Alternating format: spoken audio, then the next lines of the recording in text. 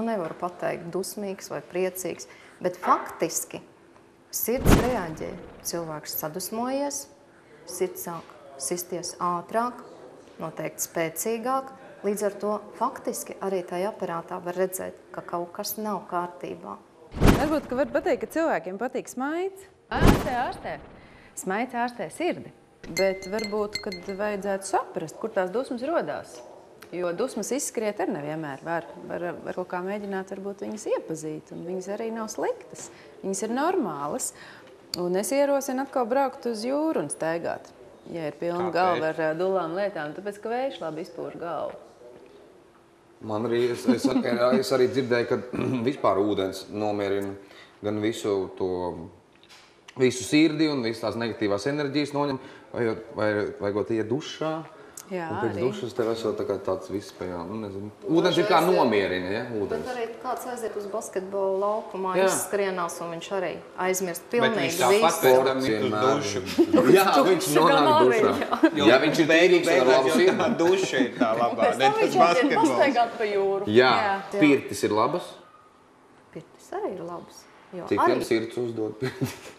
Un par tiem ēdieniem mēs arī runājam. Veselīgi. Kas tad sirdī ir veselīgi? Mēs sapratām, ka tā gaļa kaut kāda nav tik veselīga. Sirdī neveselīgs ir holesterīns. Un holesterīns faktiski ir visos dzīvnieku valsts taukos. Tie ir treknie piena produkti un treknie gaļas produkti. Savukārt veselīgie tauki ir zivju tauki. Tur ir omega-3 taukskābes, kas mazina holesterīnu, mazina iekaisumu asinsvados un visādi savādāk vēl pozitīvi iedarbojās. Faktiski arī tās omega-6 taukskābes, kas ir, teiksim, riekstos un eļļās, rapšu eļļā. Bonbongas, konfektes. Burkāns un vietas labāk. Labāk, jā. Īstenībā jau šokolādē tur arī ir labas lietas. Melnajā bet tā pa vienam gabalam. Bet, protams, tā nav tā kā ēdiena reize. Baltē, piena šokolāde nav tik laba kā nav laba, jā. Nav. Rūgtā melnā ir pierādīts, ka viņi ir laba. Tur ir antioksidanti un viss kārtībā. Viss labais ir negaršīgs. Baltā ir daudz piena tauku, un tur atkal ir tas holesterīns, ko mēs tā kā Silvija klausās un smaida. Tavā jomā tāpēc, ka man garšo šokolādi. Tu taču pilnīgi dzejnieks. Es esmu Reinīgs arī dziedājis dažas manas dziesmas vienā izrādē. Jā. Bet sirdī kā jušanas centram. Kas tam varētu būt tāds veselīgs, praktisks padoms? Es viennozīmīgi teiktu, ka mīlestība. Jā. Vai tas, ka mēs vairāk. Jā, vai ne? Tas, ka mēs varam mīlēt, iet uz randiņiem vai mīlēt ģimenē. Un tas ir pierādīts, kad cilvēkiem, kam ir ģimene vai partneris vai saskanīgas attiecības, jā, tie dzīvo ilgāk un pateicoties veselākai sirdī. Un tas nav tāds, teiksim, tā kā stereotips, bet tas ir zinātniski pierādīts fakts. Ar sirdi saistās ļoti daudz dažādu mītiem. Viens no mītiem ir tāds, ja ir bijušas problēmas ar sirdi, medicīniskas problēmas, kāpēc tam noteikti nevar būt nekādas baigās slodzes ar seksu nodarboties. Nevar, pa kāpnēm kāpt nevar, neko nevar. Kā tad īsti ir? Kaut ko var vai tad tā ir jāsēž pēc tam visu dzīvi krēslā? Jātup. Es teiktu, ka tas tiešām laikam ir mīts. Arī pēc infarkta nav nekādi tādi absolūti ierobežojumi uz fizisku slodzi. Pat fiziska slodze ir ļoti rekomendējami. Cilvēks pēc infarkta vai pat pēc sirds operācijām, kas ir sirds asinsvadu paplašinošās operācijas, piemēram, angioplastija, tieši iesaka cilvēkiem nodarboties ar sportu, spēlēt basketbolu, spēlēt hokeju. Bet skaidrs, ka vienmēr ir jāsako līdzi, nevar pārspīlēt lietas, tāpatās kā nevar daudz dzert kafiju un alkoholu. Viss ir jādara ar mēru, bet kustēties noteikti var, jo tas ir antiriska faktors uz sirds asinsvadu atkārtotām problēmām. Kādreiz esmu dzirdējis, saka, kad viņam jau tie infarkti ir iedzimuši no senčiem un tā, vai šādas lietas vispār? Nē, tas gan nav mīts. Faktiski iedzimtība ir viens no riska faktoriem uz sirds asinsvadu slimībām. Un ja cilvēkam, teiksim, mammai vai tētim ir bijuši spiediena problēmas vai infarkts, tad tiešām ir lielāks risks bērniem uz šīm nelaimēm, bet tādēļ, zinot to, mēs vairāk kustamies, mēs esam pozitīvāki, pareizāk ēdam un daram visu, lai nenotiktu ar mums arī kaut kādas sliktas lietas. Piemēram, spiedienu. Paskatāmies, kāds ir mūsu holesterīna skaitlis. Vārdu sakot, kādreiz aizējām pie jums ciemos. Tieši tā. Bet iedzimts infarkts tāds jēdziens nav medicīnā, ja? Iedzimts infarkts nav. Vai tas ir mīts, ka pirms gulētiešanas nevar dzert kafiju? Tu pamēģini. Ne katrs. Ir daži, kuri izdzer šo kafiju un tad var mierīgi gulēt.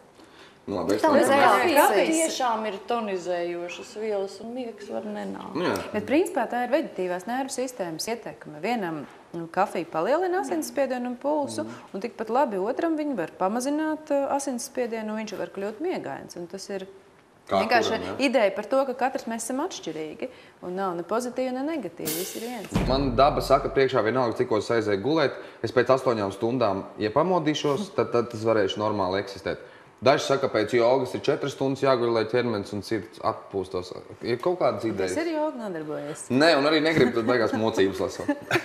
Es gan ar jogu nodarbojos. Vēl tagad? Jā. Tu guli 4 stundas? Tu guli Nē, 4 vai 8? Ja ir problēmas ar sirdi, vajag vispirms atrast labu kardiologu.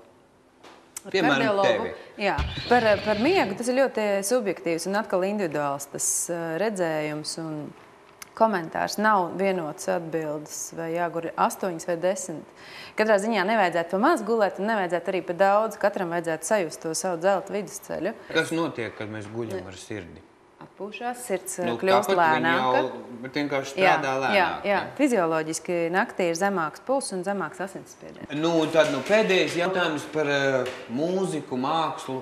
Mūzika, māksla, skaistas dziesmas un dvēseles mierinātāji noteikti, kad var izrakstīt kā recepti. Kurš ārstam piekritīs, kad mēs varam tikai priecāties, ja mēs varam baudīt mākslu jebkurā. Un labums ir tas, ka tas tomēr ir bez recepšu medikaments. Ja? Es varu piekrist tam par to mūziku un mākslu, jo mākslinieki, mūziķi, mēs jau visu tā daram no sirds, un tas aiziet uz sirdi. Tas tā kā tiešais konteksts. No sirds uz sirdi. Gandrīz tā. Nu, jums lai jauki svētki. Un gaidiet mūsu ciemos. Sargāsim sirdis, lai doktoriem mazāk stresa no mūsu sirdis. Paldies. Tiekamies jūras krastā. Un dušā. Nu, kas ir tas, ko tu tā kā no šīs sarunas tomēr aizliksi sev aiz ausu? Ejot prom, ko man Asnata teica, ka tā, ka viņi agrāk strādājusi, laikam, viņa teica Stradiņu slimnīcā. Un viņa teica, ka visvairāk jaunieši, jauni vīrieši 30 gadu vecumā, tie, kas nomirst no infarkta, ir bijuši smēķētāji gandrīz 100% visi. Tiem arī ir tās. Tas ir tas, kas man kaut kā iekrīt acīs, un man tieši tik ir tagad. Un es smēķēju, bet es nezinu, es negarantēju, ka es varu atmest smēķēt, bet es esmu dzirdējis, ka diezgan ātri var attīrīties pēc tam. Es gan nezinu, cik tas ir jānoskaidro.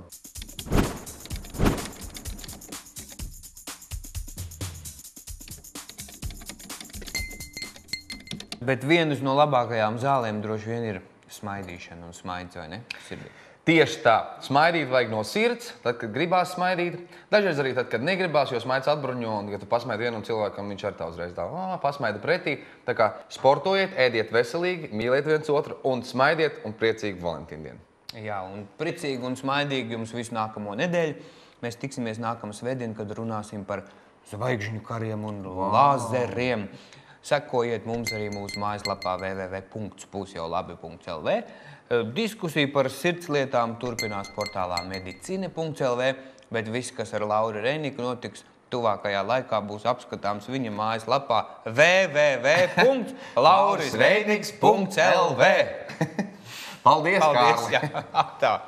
Nu tad ejam, ja? Nu kolosāla diskusija. Kolosāla diskusija. Kolosāli. Kas tu ir atdzisus šeit uzēd riekstīs? Viņi teica, ka nevar konfekts ēst, bet es Nevar. man vienu apēdu. Tas jau nekas. Vismaz vienu Šokolāde sirdi nomierina, piena nav tā labākā, bet garšīgākā. Jānopuš vecīt.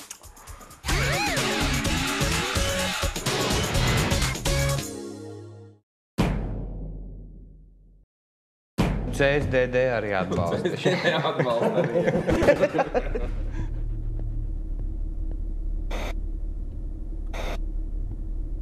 Viņš noēd manu personību. Novāciet viņu.